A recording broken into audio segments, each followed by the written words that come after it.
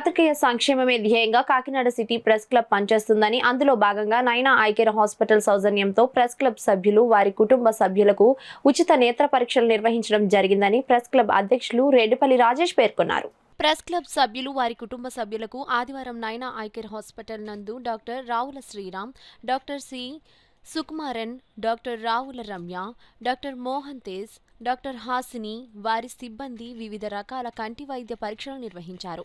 అవసరమైన వారికి కళ్లజోళ్లు, శస్త్రచికిత్సలు సూచించారు. ఈ సందర్భంగా డాక్టర్ శ్రీరామ్ మాట్లాడుతూ, సమాజం కోసం నిరంతరం శ్రమించే పాత్రికేయులు వారి కుటుంబ సభ్యులకు తమ హాస్పిటల్ నందు కంటి వైద్య పరీక్షలు నిర్వహించడం సంతృప్తినిచ్చిందన్నారు. భవిష్యత్తులో కూడా వారికి తమ హాస్పిటల్ సేవలు అందిస్తామని హామీ ఇచ్చారు.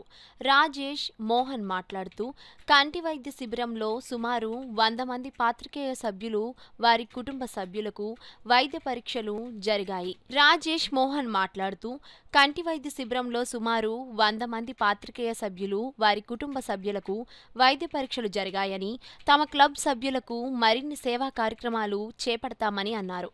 ఈ కార్యక్రమంలో క్లబ్ సభ్యులు పాల్గొన్నారు.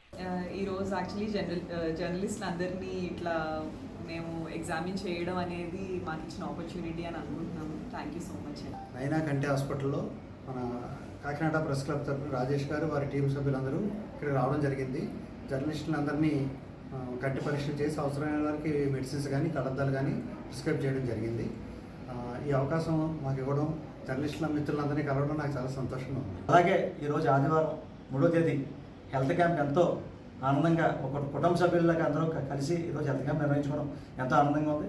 అలాగే మేము అడిగిన వెంటనే కాకినాడ సిటీ ప్రెస్ క్లబ్ తరఫున సారు ఎన్నో ఓకే చేసి ఈరోజు నిర్వహించడం కూడా మాకు చాలా ఆనందంగా ఉంది. సార్కి, సార్ వాళ్ళ టీం కూడా ఎంతో కృతజ్ఞతలు చెప్తే తెలియజేస్తాం. కాకినాడ సిటీ ప్రెస్ క్లబ్ తరఫున సుమారు 100 మంది పైబడి జర్నలిస్టులు అలాగే వారి కుటుంబ సభ్యులు అందరికీ కూడా హెల్త్ క్యాంప్ నిర్వహించి వచ్చిన వారికి అంటే అవకాశంకి వారికి డ్రాప్స్ అలాగే వారికి ఏవైతే మెడిసిన్ అవసరమో వారికి మెడిసిన్ కూడా ఇవ్వడం జరిగింది. అలాగే సారు ఇకపై ఏమైనా ఎవరైతే జంక్షన్ వారికి సర్జరీస్ కానీ ఏమైనా అవసరం అయితే ఈహెచ్ఎస్ ఉంది కాబట్టి దాంట్లో కూడా చేస్తామని చెప్పి సార్ కూడా చెప్పడం కూడా జరిగింది.